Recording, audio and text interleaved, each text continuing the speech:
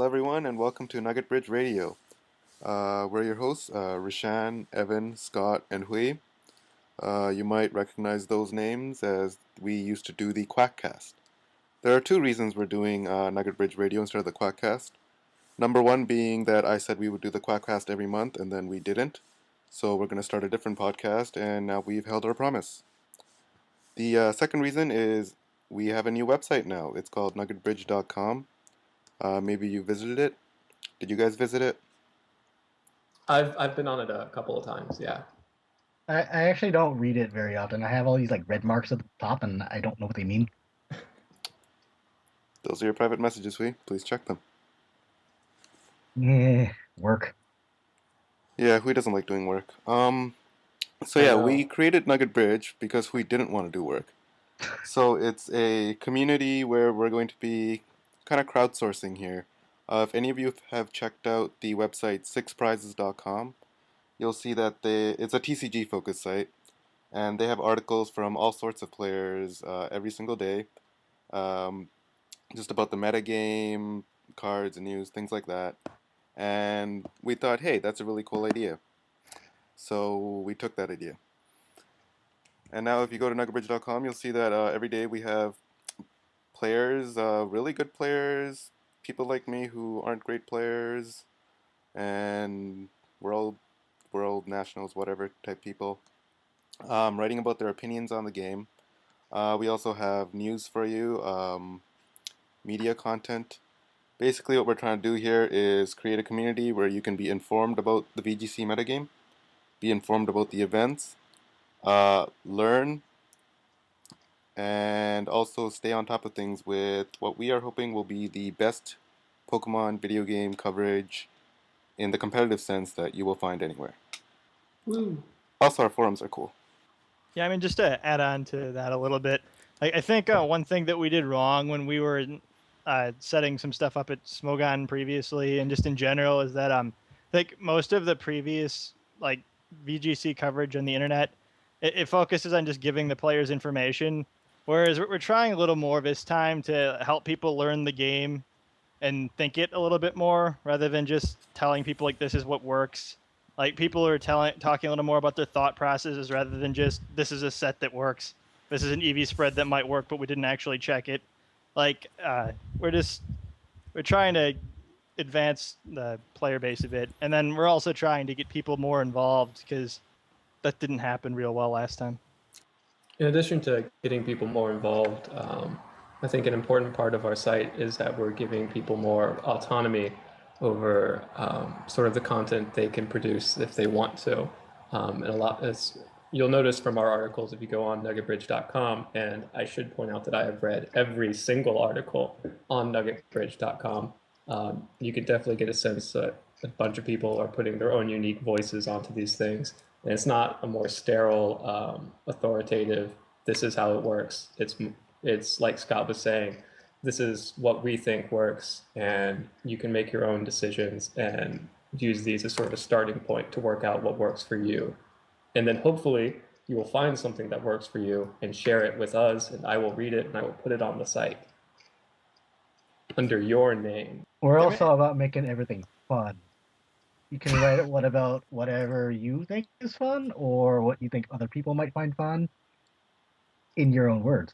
For example, Hui's Ash Ketchum team is currently the most read article in the last 7 days. That's because everyone wants to be the best.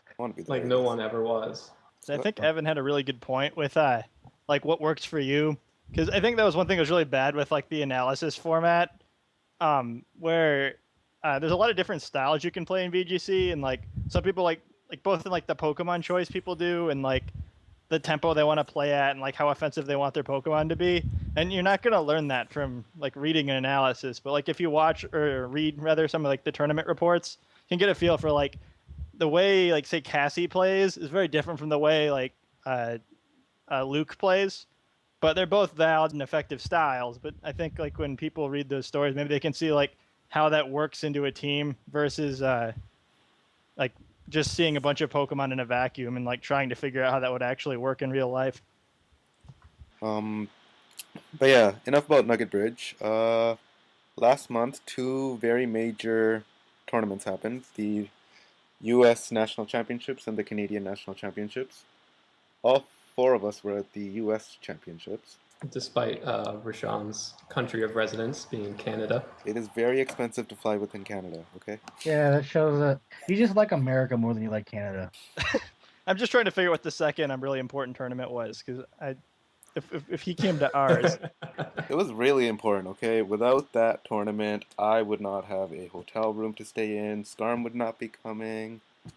Tony would not be coming. Like, there's a lot of things that would have happened. You mean like we probably might not be doing the Harry Potter TCG draft? Exactly. Things like that. Really important things like that. there'll probably be an article about that. And we'll analyze the Harry Potter metagame based on one game of playing it. Are you kidding me? We're going to play the Harry Potter TCG draft at Worlds, and I'm going to live stream it. Yeah, Nugget Bridge will be unable to compete with 6 prizes for Pokemon trading card game coverage, but we are top in the world for Harry Potter trading card game coverage. Exactly. For everyone Can I who wanted to get into Harry Potter TCG, Nugget Bridge is the site for you. Once we figure out how to actually play the game. I'm So sure I it's will easy. commentate, and I will call Evan in the studio so he can comment from there. From our He'll be our studio in host. scenic Washington, D.C. Okay, so, interesting matches and teams. Do you guys see anything that you guys liked? I like Danny's team. I also thought Danny had a really well-built team. To give a serious answer there, I actually really liked almost all the teams that went far in both the U.S. and Canadian nationals. Like I wish we'd gotten to see more of it since he was only on TV for the finals. But I thought Wolf's team was very good. Like he had a team that was really hard to attack, and he had multiple ways of doing a bunch of damage with Scissor and Garchomp in particular, as well as a Chandelure, although he threw it away pretty easily in the finals matches. But there's no question why he got as far as he did. I thought Crow's team, which Zachdro also used, but that team, the two of them were playing, was also very good. And everyone saw about 87 matches of Crow playing it, so probably video content out there if people want to see it. But they had another like really well-built defensive team with Heatran and Virizion and that sort of thing. I don't know if we saw about 87 matches, but it sure felt like that. That team does not go down, and it just sticks around the entire game. I think him and who was it he played? Was it Cakes of Cakes, I think. Span? Yeah. Yeah, I Yeah, think him and it's- Cakes played about 87 matches alone. Like, just Yeah. oh my god! I think what the telling thing there was like Luke lost a contact, so I had to go get his glasses, and I think that they were in the same game when I left and came back. I would agree with Scott that I thought that the Nationals Finals was the most interesting match of the tournament, which sounds like it should be really common sense, but I've been coming to Nationals since 2010, and this was by far the best finals we've had since 2010 at least. I saw the 2009 finals on YouTube, which was also good, but 2010 and 2011 were both pretty much blowouts. And I really enjoyed watching these two teams, Wolf and Sandman, playing their two really great matches at the end. It was a really fitting cap just to have. I really felt like I had the two best teams and best players playing against each other in that last match. I was really glad none of our shitty friends made it to the finals because I think that was the difference between this year and the last 2 years. Yeah, it is a lot easier to sort of step back and appreciate the game when you weren't obviously invested in one over the other. Oh no, I just mean I think our friends suck. I mean, like, I don't think rooting had anything to do with it. We don't have a real good track record with the whole Ducks in the finals thing. Like, yeah, we should probably just start throwing in the semis, which Danny took care of nicely this year. But Well, I also really enjoyed Hui, and I think Cassie and Hui used the same teams. Yeah, that was mostly her team. Yeah. I didn't really do anything.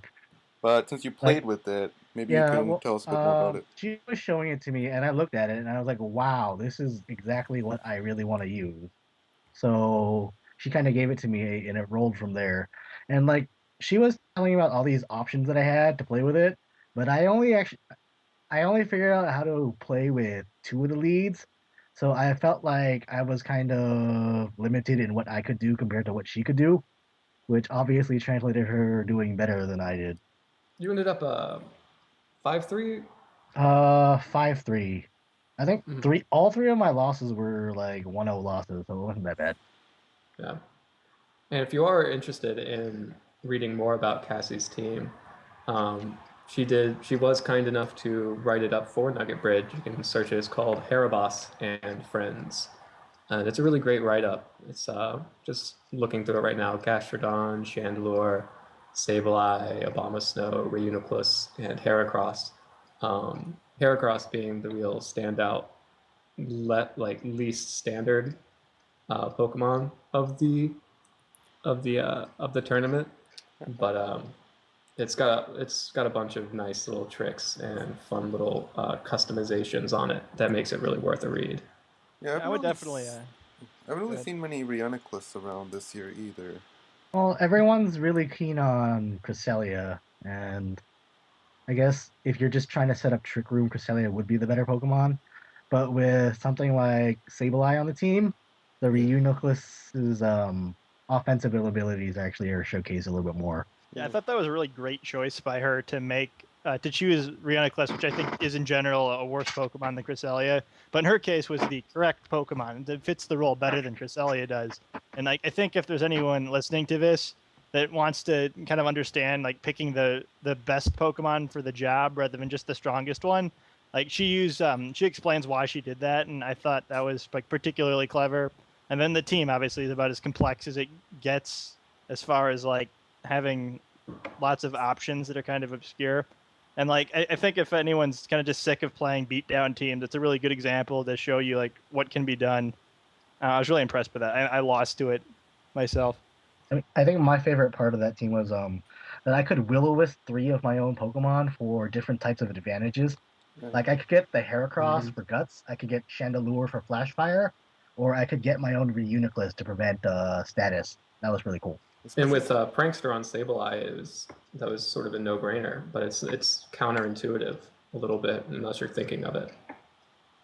yeah, and I only recently found out Will-O-Wisp can't miss your own Pokemon.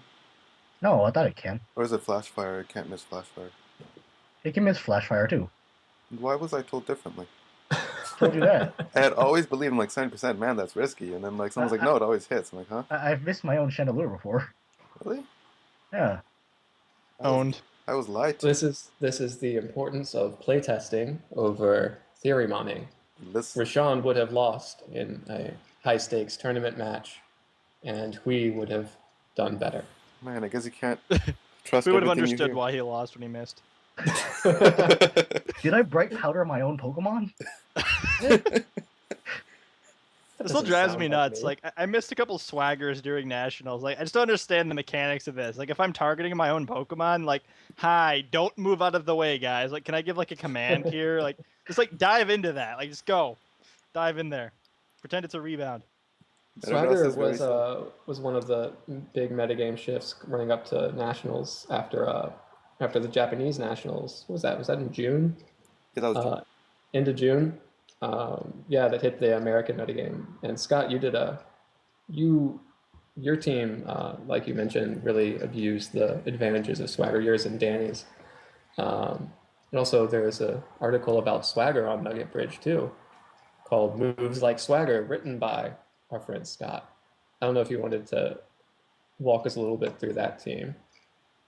Yeah, I can do that. And also with Swagger in general, I'm sure everyone's noticed it in Pokemon Online already, but it's getting a lot more popular. Like it was still kind of a little more niche than I expected it to be at Nationals, but I'm expecting that Worlds LCQ and Worlds will see a lot more of it. So people should probably read that article. But as far as the team I was using, I had and Danny was using, we had Cresselia to set Trick Room, and also to Swagger Metagross, who is one speed faster than it. So in Trick Room, it would fire consecutively, and then Metagross could start attacking. And then we had some other Pokemon supporting it, like a Slow Gastrodon and Volt Switch Zapdos and that sort of thing. There's quite a few games of Danny playing it on TV since he played against Crow and then later against Sandman, if anyone's curious. But it's a pretty fun play style. Like I like Trick Room in general, but I think in general it's fun when you can use moves to support your Pokemon rather than just to attack. and kind of in a similar way to how Hui enjoyed using Will-O-Wisp to support his Pokemon by targeting his own side of the field. I've had a lot of fun doing the same thing with Swagger. Like, I just think that level of decision making where like you have a move that can be used both offensively and then to support your team is it's a fun utility to have. It definitely gives you a lot more options than I mean, I think Helping Hand is a top tier move in the doubles metagame, but it only serves one function to boost the power of one attack that turn. But when you have something like Swagger or Will-O-Wisp with appropriate teammates, you just get so much more extra added utility to it. It's like you mentioned, you can use it defensively or offensively, and it's really up to the opponent to decide which one they think you're going to use and adjust accordingly. I think it makes it a lot harder to play against because like both like having the options as far as like there's more things your opponent has to be prepared to deal with, and also as far as making the predictions more difficult for your opponent, because I think a lot of Pokemon is correctly anticipating what your opponent's best moves are and like reacting accordingly. But like the more potential curveballs you can throw them, like the more potential moves they can make that will be exploitable. So I think having the flexibility that way is really valuable. So yeah, moving on to the to like nationals itself. What do you guys think about the setup this year? I mean, there were a couple of small changes compared to 2011. Small changes. Oh, pick me. Changes. Be nice. I may or may not be waving my arms in real life right now. We should really set up a video one for Worlds so you can wave your hands in Rushan's face and everyone can see it. I think that would make a funny GIF. GIF? I've never said that out loud before. I have. My friend yells at me for doing If anyone else would like to see a funny GIF, they could probably try and Google Evan throwing a sandal, and that would be fantastic. So yeah, okay, Scott, did you want to start? Yes. Go. Yes, I would. I mean, I think conceptually the changes they made this year were great, and I want to. Everyone who knows me knows I'm probably not going to go for a very positive angle here, but I do want to start out by saying I think that in general the ideas TPCI had this year were great. I think that giving buys for nationals to give some incentive to actually go to and win regionals beyond travel money, in a system where the invites are open was great. I think having open entry to nationals was great. Like I've never had to do it other than in 2010 when I wasn't actually playing the metagame yet anyway. But I have to imagine it really sucks for people who care about the game, who aren't able to grind in, who are just sitting there watching all Saturday. So I thought that was great. I think a lot of people had a better time because of that change. The only issue I had was that this is the first year we ever had flights because of how much bigger the field was. And since the buys were somehow not evenly distributed between the two flights, which seems like really obvious, but apparently someone at TPCI wasn't thinking very hard. I think that messed with things a little bit. I mean, it was kind of ironic because even though there was I think 19 of 24 flights or buys in one of the two Masters flights, I don't think that was actually the stronger flight as far as like contenders to win it all, but it made it a lot harder to cut because of all the extra wins, inflating the opponent win percentage and the records. Which I'm a little bitter about since I managed not to cut by one person again. But I mean, overall, I don't think you can make an argument that it's worse than the year before. Like they did a great job. They took a lot of steps forward. They just need to adjust a few things. Yeah, and we did talk to them afterwards about the whole buy issue, and they did recognize that something went wrong there, and that they're gonna, hopefully make sure that doesn't happen ever again. Well, I feel better. Well, maybe you'll be 16 next year. And then they're gonna cut like 8. Yeah, we're just gonna keep growing so my position can change. Like next year we'll cut 64 or 62, or is it 64? 64, and I'll get 65th. I just keep sliding down. Yeah, and the one giant problem for I think a lot of us was they didn't really have an MC this year. Nick was not there. Yeah, no MC really takes the energy level down. That was sort of consistent with how they downscaled regionals that the local PTOs could take over, which I think was perfectly fine and the right decision. And any problems people had with regionals about organization and things like that will be solved as we move forward with the new format. It's the first year of people hosting these tournaments who didn't really know exactly what they were doing all of the time, but they'll learn. But when you have one of these premier events like a nationals or coming up the world's tournament, you do kind of need to indulge in the pageantry a little bit more. Yeah, I mean, and also for the regionals thing, like for people who did find their regional a little lacking, I mean, they should really email their PTO and be like, "Hey, I'm willing to help out," and kind of get that up and running because they don't really know what they're doing with the video games yet. And like for those of us who've done like 3 or 4 years of this stuff, like we kind of know what the players expect and what we really want, and you can see what you can do to help out with that. I was gonna say, just to add on to what everyone was saying. I don't know if I'm kind of curious if the three of you felt the same way, but like I thought Saturday was fine just because like everyone was playing, so like we didn't need the same level of entertainment because almost everyone there was kind of distracted by trying to win. But Sunday felt really sleepy to me. Like I'm used to Sunday being like, it's the exciting day. You're finding out who's getting the trips to Worlds, like finding who's gonna win the tournament. Like usually that's like the high tension moment. I don't know. I had to work and I had to fall asleep in my chair.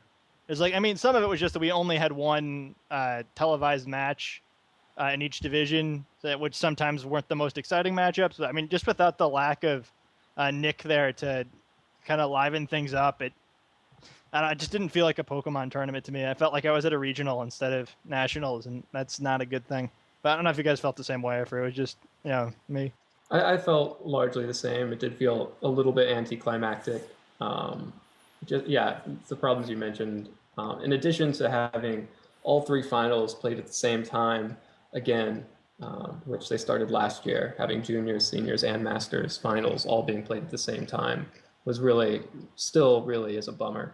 Yeah, that was probably still my biggest disappointment with how they did that. I mean, we kind of gave them their feedback last year. We saw that they read that feedback, but at the same, I mean, like last year especially, you had the situation where Brendan and Aaron both played at the same time, and their parents are there.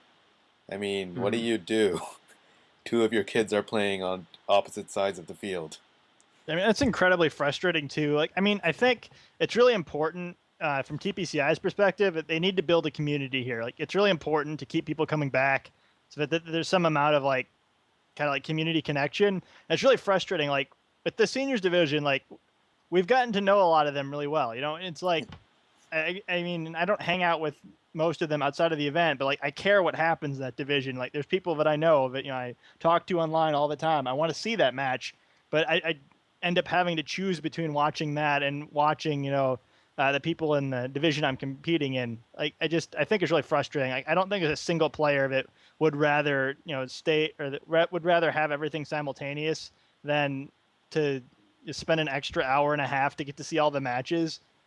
I don't know. I think it's especially for the seniors and juniors players, I think it's almost insulting to them also because they get way less people watching them than they would otherwise. Like I think Aaron deserves a bigger crowd than he tends to get when we're all watching Wolf smash whoever is unfortunate enough to be in the finals in a given year.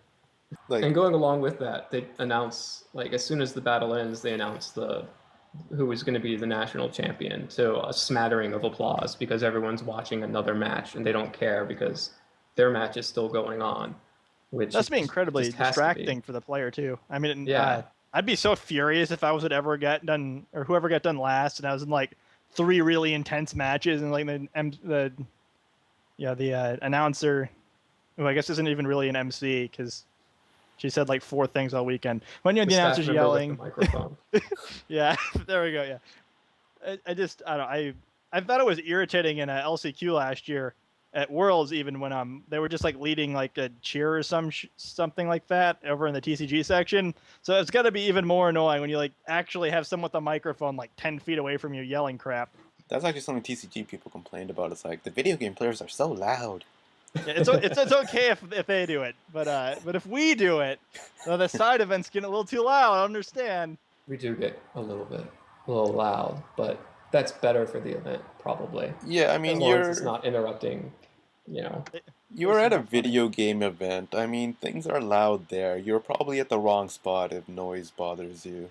I don't know, man. If we want to be esports, we got to get our seats in order. We got to get tickets, and we got to have everyone do their golf clap. I don't know. What kind of esports are you watching? There's like screaming. We'll put them in a and, soundproof moments. booth. It'll be fine. They had to do that in League of Legends now. The crowd's too loud. I mean, it didn't really help that they started giving the crowd thunder sticks. Like, I don't know who thought that was a good idea, but Hey, man, I think we esports definitely are need real thunder sports. sticks at Worlds. I think we should probably find those. I think I need Nugget Bridge thunder sticks. Dewey was planning on buying thunder sticks or a vuvuzela to bring to Worlds. I heard don't know if you've seen vuvuzelas it. during the Olympics. Who let that into the stadiums? Like, why? Oh, that's so 2010. Wow. I Wait, do was have a that? When was Vuvuzela that? app on the phone though, so I'm up for that. Yeah, but Dewey's actually buying one. Vuvuzelas are so passé. Let's get rain sticks. What? Rain sticks. Rain sticks? Yeah, Little bamboo things filled with rice. yeah. How did you know what that was? You've never heard of a rain stick? No. It rains all the time. I live in Vancouver. It's We a don't stick. need It sticks. you like tilt it upside down and it sounds like it's raining. It always sounds like it's raining here. Why would people buy that stuff? It's relaxing.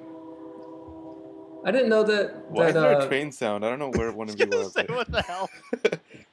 Oh, that one's me. Aliens? Are you playing Battle Subway? Alien? I've moved out of my apartment and I'm living in Union Station right now. So, before Are you I at can the move Crown to my Plaza? apartment. Oh, that's another thing I'd like to talk about the format for nationals. Whose idea was it to put the winners of regionals in a hotel that has trains running through it regularly? The hotel is the closest hotel to the room thing, the convention center room. It's feel like also the for a closest real- hotel to trains running through the hotel at Hey 3 man, a.m. it's Indianapolis's fault. They should stop scheduling trains for Pokemon tournaments so that the players can get their rest. Seriously, I mean, like, I can see why TPCI did that. Like, it totally made sense. But I'm just go ahead and say that, yeah, that was a terrible idea. And I really don't appreciate trains when I'm trying to sleep because we can't all be as hungover as Evan. I'm gonna go ahead and say that any of the hotels that hotel was a lot better than the one they put us in 09, which was a Holiday Inn with an indoor swimming pool where all the rooms would face the indoor swimming pool, and that would be our view for like the entire weekend. Our hotel room, I stayed with Scott and Luke, and our hotel room had a nice view of a statue of people sitting right outside of our window that I would occasionally wake up, look at, and get really freaked out about. Was everyone else as terrified by the statues in that building as I was? Because Those that was statues really were- creepy. There was They were one hanging. petrifying. Like, there were a lot of creepily like placed ones too, just to freak you out more. There was the like one the like one right with- outside the door to our room that looked like it was walking into our room or something. And I That one. watched Oh my I God. watched Doctor Who, so I am of course going to be scared of statues. It's just I don't. That was a they miss. tried it. That missed for me. They tried way too hard with the battle subway thing. Like, it was a good thought, TPCI, but come on. Randy can stay there. The rest of us can stay at the JW. Randy, yeah, see, I'm sure Randy's very upset that he missed out on this. Like, we It's like, why did we have to be sent to Canada Nationals near the airport? it's kind of enjoy the irony of it. Like, our two like battle subway hardcores are both Canadians, and neither of them got to the hotel. Yeah, that's true. The only two people who would have enjoyed it didn't get to go. Great work. I'm sure that the igloo that TPCI put the regionals winners from Canada up in had like a little ice cart go through it in the middle. Please. I'm sure they got their own Canada version. Penguins at 3 a.m. I was gonna say how super hot it is in Toronto in the summer, but then I realized I was in Indianapolis that weekend and it was worse. Yeah. Bam.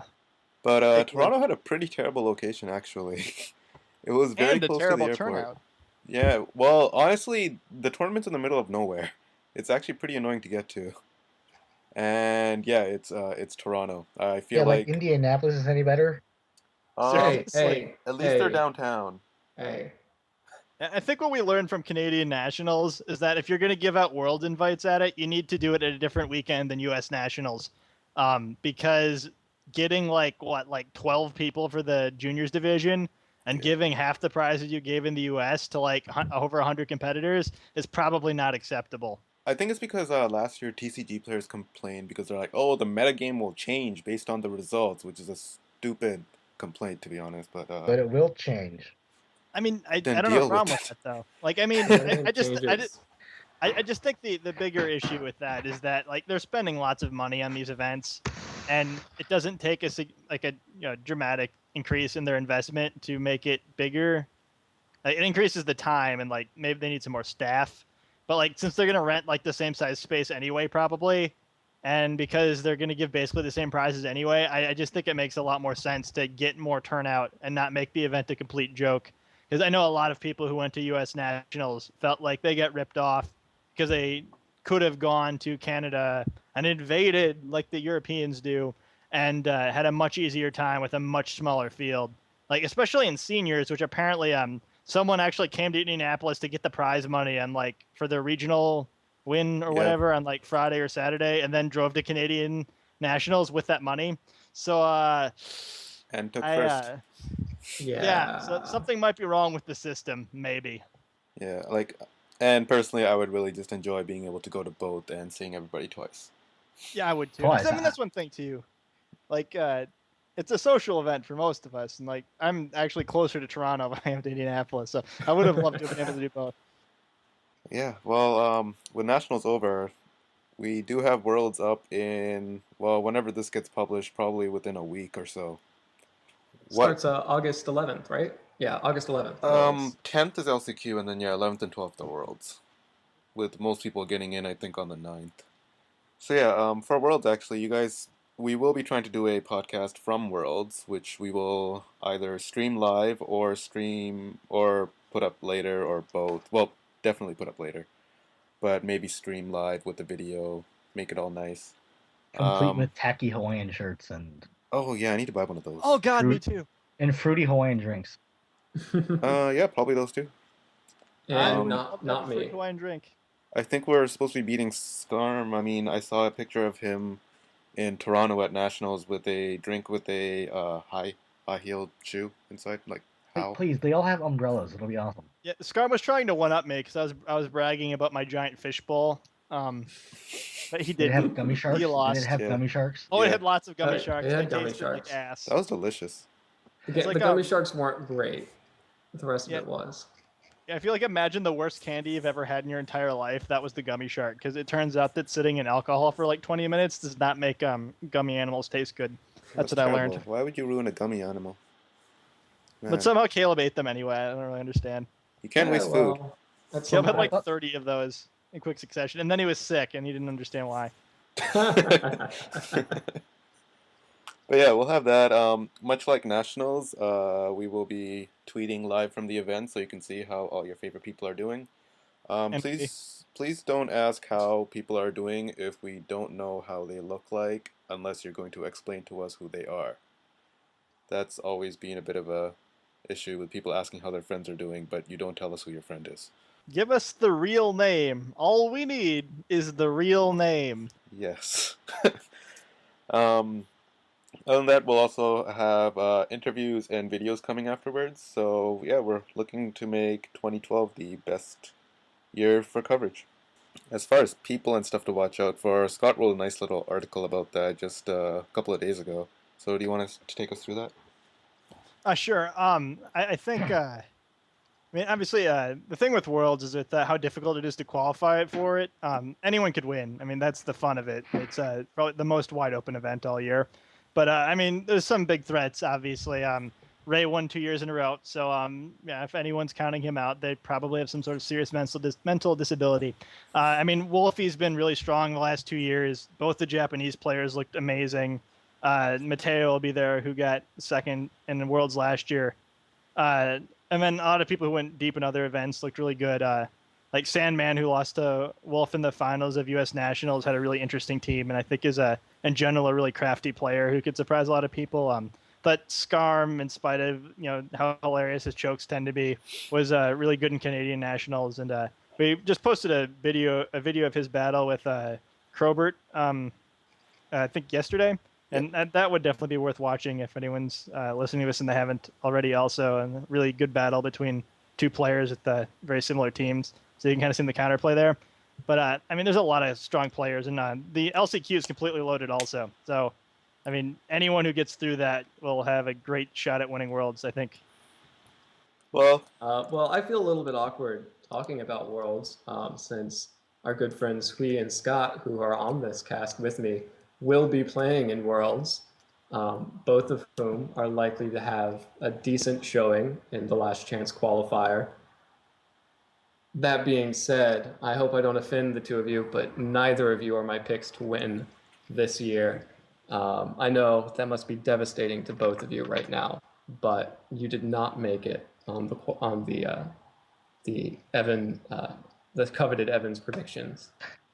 You know, Hui, just for that, you have just not for come that- up with a new trick room, you two. And Scott, you will be the 5th person in the LCQ. I think that's obvious. Yeah, I'm I'm really taking you off hoping my to. team.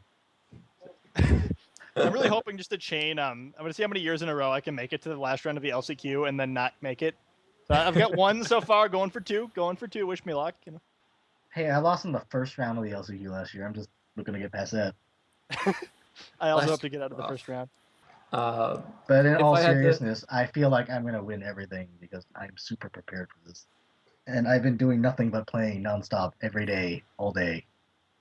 So everyone should watch out for me. You should really look into that.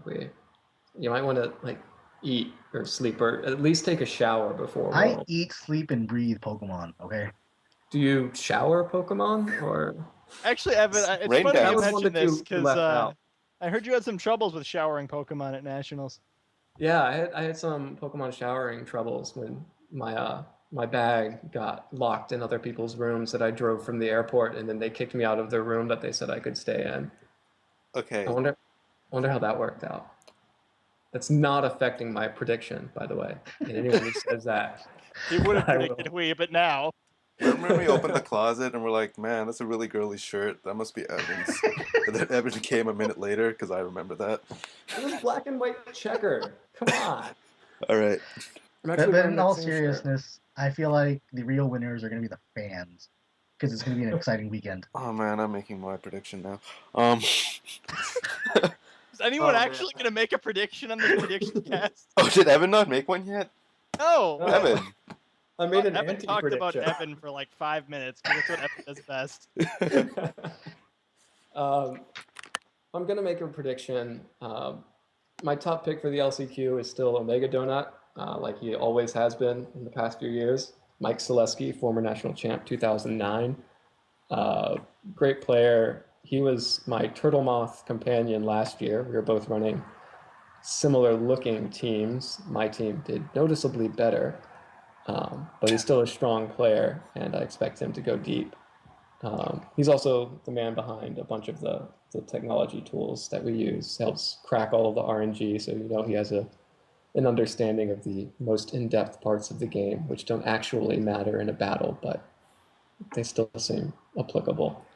I also have to give a shout out to Joe Pukalski, Sandman, who was a teammate of mine last on Smogon's Smogon Premier League tournament. I've got a chance to play with him a little bit during that season, and I was also on the same team with Lynn Alaka, and I don't know why we were playing Lynn because Sandman was clearly the better player. I could beat Lynn regularly. I could not beat Sandman. So I'm expecting him to go really deep. And of course, I'm going to go with the safe pick of Ray Rizzo, who obviously everyone should be watching out for. Two-time world champion. Probably the most... I don't know. Does he have the most Worlds battles? Probably, right? Well, if he's had to get past, Yeah, he has. He's the only player because 2009 had like 4 matches, and then 2008 was single elimination with like 4 rounds. Yeah. So he had to win the most matches of the 2 longest worlds, I guess. yeah. So He's also familiar with back in 2009 when we had more of the Japanese players versus 2011 when it was just America, Canada, or I guess just America. and plus Europe. parentheses Canada and Europe. So he's got, and I guess Korea was there too. Well, in 2011, we didn't even get brackets Canada. Oh, that's right. I guess Canada was 2010. Yeah. Ooh, I was gonna say, those are speaking my of, top three. so for Nugget Bridge trivia here to interject. So to figure that out also. So Ray, obviously this will be his third Worlds. Has anyone else made a third Worlds appearance? No. Yes, I mean I guess he gets it easy then. Yeah. Highly experienced Ray Rizzo, old man Ray. Second time playing in Hawaii too, so he knows the field. Home field advantage. Oh my. He knows exactly which walls have been destroyed by Rock Wrecker. I don't even know what that means. Well, okay. Do we count Grace Arnold? She probably has the most worlds.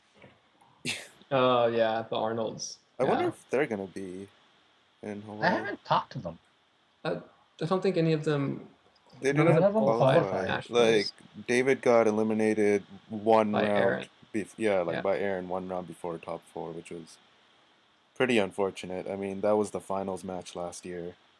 Mhm. They didn't even televise it this year, which was really disappointing. I do hope that they show up though. Those guys are Yeah. fantastic people. It'd be Yeah, nice the to- Arnolds are great. They're great for the community. World record holders, Yeah. winningest Pokemon family. I just realized, I think Linda Arnold also made it to Worlds in 2010. She Yes. did. Right, She yeah. defeated Zog in the last round of the LCQ. Oh, was that the last round? Yeah. Yeah. Oh, And nice. probably That's the tragic. I don't think anyone has ever been as angry after losing a Pokemon battle as Zog was there. Yeah, well, yeah. And that's That's probably the understandable. best part. 2010 Worlds, every Arnold was qualified for that tournament. Nice. That's amazing. Yeah, I guess that's the record to beat. Get your entire family through. I need to have kids, man. Well, I guess that and their regional win this year, where all three kids were the top three. I was at that regional. Yeah, they swept. It was Madison, right? Yeah, it was. That was I wanted to wait around and make sure that they were, because I was curious how they do, and like Masters finished before them, and I was like, oh man, I should stick around and see how they do. Like, no, it's the Arnolds. I don't need to worry about it. And then so texted me. I was like, yep, I knew it. Okay, glad I got a head start. Okay, so I guess moving on to my pick. I'm gonna go with the whole Homer pick and go with Tony, Chinese dude. I honestly Ooh, think Tony he is actually a Overstorm. very good player. Like, I think he was really underrated even going into nationals. I mean, like, Randy was the favorite to win, and I think that, he was my pick to pretty much win that too. But Tony was kind of like my, him or Mike taking it as well. And they ended up taking the first two, which I think is pretty. It's it's a good indication of who's the best in Canada. Like those three are probably the top three in Canada. But yeah, he has a very methodical way of creating teams. Like Randy, he's a Subway player and like a lot of Subway play actually, and he really kind of knows his matchups. He's a very conservative player as a result, and I think he'll go far. I think people are discounting him a little early. Other than that, I'm gonna go with the kind of safe picks of Ray doing very well and Wolf doing very well. Those are probably the other picks I have for winning the whole thing. Also, because we didn't talk seniors or anything at all, I'm just gonna go with Aaron for seniors and Brendan for juniors because I don't really know anyone else. I'm Zangs. Mm, I'm definitely gonna go giving with Cam's the nod. Yeah, I'm with Hui on this one. I'm Well, actually they- not friends with either Hui or Evan, if anyone was curious. They've just disowned them. Hey, the kid's been putting more work in the past 2 weeks than Aaron has. Yeah, Well, I I don't know. even- Actually, He honestly, just dropped off the face of the earth. He's seriously, clearly not dedicated to this. in complete seriousness, I will say, well, I'm frustrated with Cam's inability to make his own team. I think he does get a little too much shit. Like, he plays more than probably anyone. And, I mean, the most practice doesn't make you the best player, but it's not like he doesn't work at it. I'll give him props for that, but nothing else. If I were to pick one person to beat right now, it would be Cam's. Because no one expects you to do well. You're already qualified for Worlds. You have your free trip to Worlds. It's like coasting. I'll take it. I think he'll do okay. Honestly, I really think I would be. I'll predict him to cut, but I can't see him going back to back. Yeah, I think And he'll do decent. I don't know if Daz can survive another steak knife. So Yeah, I think he'll do decent, but I don't think he has what it takes to be a Ray. Is this his last year in seniors? I'm gonna go with yes. It's Is it Aaron's everyone's last year in Aaron's seniors. last year too, yeah. It's everyone's last year in seniors because seniors is like a 2-year thing. Yeah. So if anyone had any children 11, 12 years ago, the field's looking pretty good for next year. Yeah, all the seniors are graduating. I need to figure out what my 2013. cousins' ages are. what? Especially in Canada. I have a lot of cousins. I What don't know even what here? age they all are. I was gonna say I want to comment on since speaking of Canada, since we undersold Canada earlier in the cast. I think that you've got to mention Crobert. I think that Mike is the best player in Canada, and I think that based on what I've Oh, yeah. seen and heard about the play, that Crobert is the second best. I'm curious. I really would like to know how he got eliminated, because he played really well in the game against Scarm, and his team was very well constructed. Like, it was based off of the same original team as Scarm's, and like the changes that he made were interesting and like well reasoned. And I don't know. Actually, after this comment too, I was a little disappointed in Randy. I thought we'd get more than we got from him, but it didn't really look like he worked on his team at all since regionals. And I think Tony got a little lucky because he counter-teamed Randy on some level after losing to at regionals. And Randy, since he didn't change his team, which is like nationals after winning a regionals 101, because you know everyone's going to know what you used, since he elected not to change his team, I think that's a big part of why he got eliminated. I thought that was a really silly mistake by him. But I don't know. I just feel like I thought that Tony's war story was fantastic, but because I saw so much of his thought process, there's some things that he did I don't really agree with. I mean, that's why we play the game too. I mean, we all have our own perspective on it, and it worked for him. But I don't know. I gained as much faith as I lost from reading the war story. On Crobert, who did he lose to? Do you remember? No, we don't know. He lost top 8, and it was Yeah. not to Team Rocket Elite, who lost to Scarm, or to Randy, who lost to Tony at that point. We don't know who the other 3 players are. So Yeah. he lost to someone. Question I do mark. want to point out that match between him and Scarm is some of the best play I've seen in the season, which I thought was great. I'm really glad we got that hosted, because that's a really good battle. And I saw a couple of things that I thought looked like mistakes, but it could go either way. They were just sort of managing expectations. Part of it was just knowing what I knew about the rest of the match, but a lot of it was some really high level play there. If anyone wants to learn how to get better, watch that video, because it's good. So, hey, tell us what you What? think. I have no opinion other than that I'm going to probably win it all. Oh, come on. Strong words. I don't know. I like Wolfie. Who do you think is your biggest threat to prevent you from winning it all, Lee? Clearly, my biggest threat is Wolfie. I can't really pinpoint a thing. It's just, he's just a very solid player. I don't think it really matters what team he brings. It's just the way that he thinks of the game and the way that he plays it out. He's very careful. He doesn't make mistakes. And if you're gonna beat him, you're gonna have to get either really lucky or pretty much play the perfect game. I guess I should probably bother to make a call too. Obviously, everyone's read a bit about. Well, I guess maybe not, but if you want to, you can read quite a bit of my opinion on this on the site since I have the article. I didn't actually make a call there, and like I agree with a lot of what we just said. I think Wolf and also Ray will be the toughest outs just because of how consistently they play. Like, I think the only one I've seen who over a long period of time can play as consistently as they can is Crow, who won't be at the event. But I think that'll make them really tough to beat.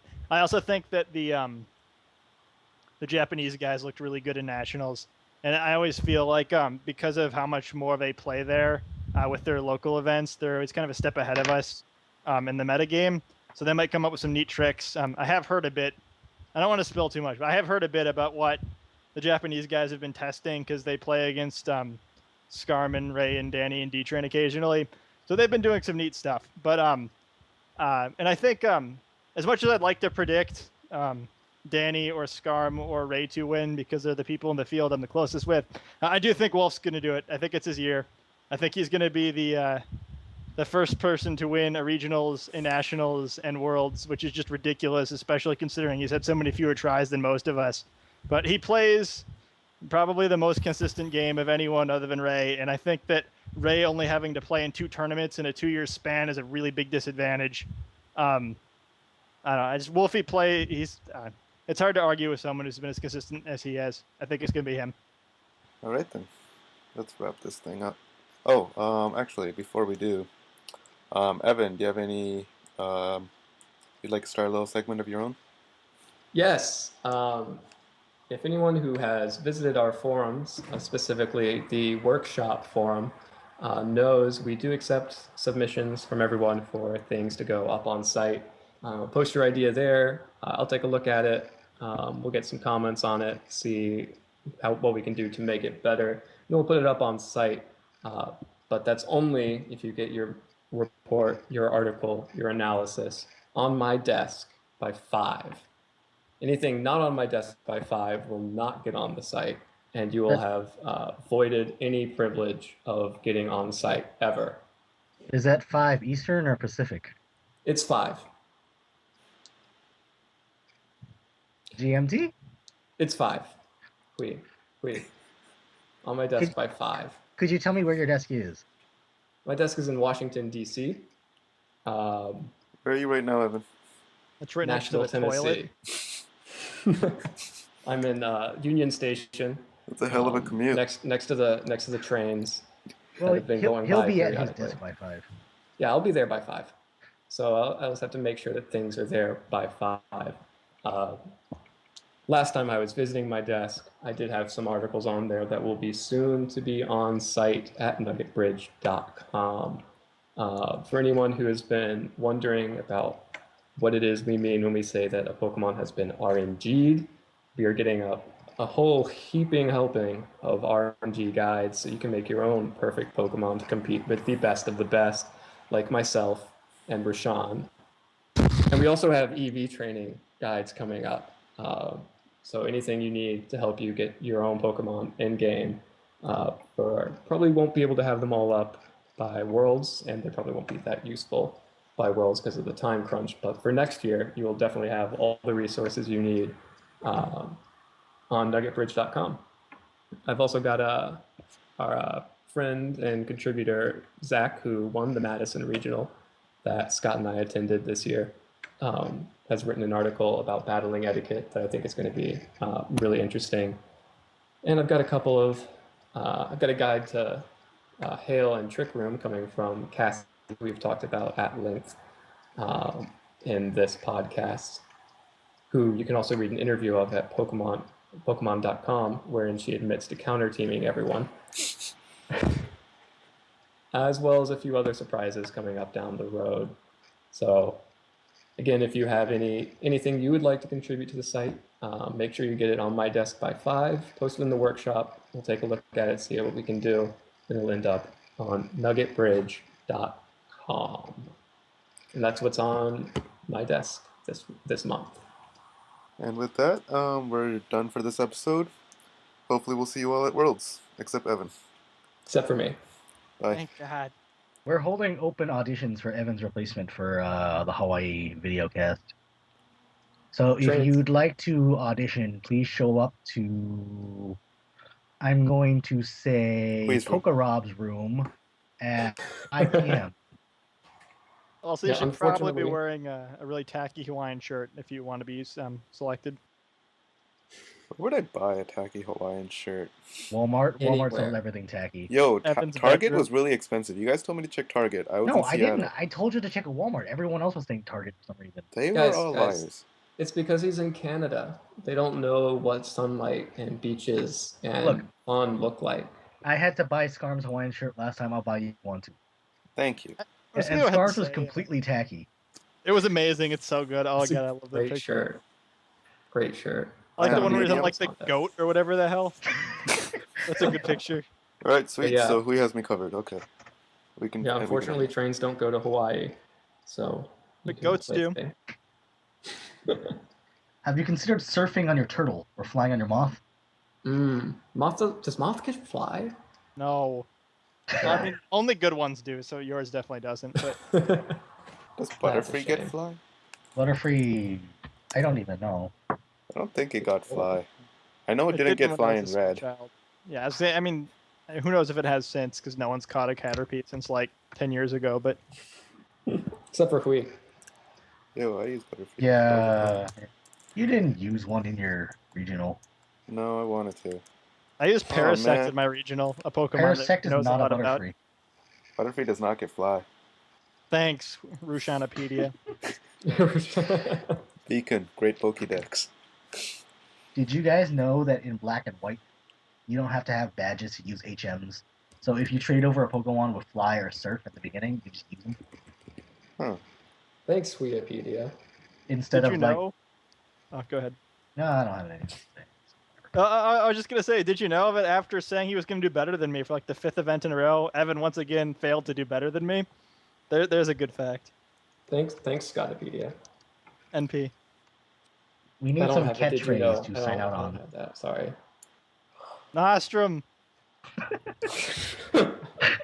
Where did you get that name? I don't even know. Nostrum. I do It's know. Nostrum. It's Nostrum. It means like hour in Latin, something. I know it's a Latin word, but it wasn't meant to be. But I like that it is. Zaleski explained to me what the word meant when he was drunk once, but then Yeah. he forgot because he was busy being drunk. Yeah, But, it means it's the genitive of nos, meaning us. It's like of us, so ours. I'm sorry, what I got Nostrum. bored with all of that. That didn't sound like Arabic. What the hell? I took Latin in high school. How nerdy are you? Evan I don't only know. learns dead languages, but learns as many as possible. I don't know. I'm recording a Pokemon podcast right now. At like Touche. 2 in the morning. Yo, do you know Sanskrit? Because that's what they use No. at my temple, and I have no idea what they're saying. Who wants no. I'm really sad that we didn't do Thanks for All the Beauty this week, because this is the only time that I have one. What do you have? All waves and flowers in Hoenn-based games can be seen to be blowing in the wind to the southwest. Despite this, ash from Mount Chimney is constantly falling to its north on Route 113. And thanks, Bopedia. We are done for the day. Alright. That's how I'm going to end the podcast. You should definitely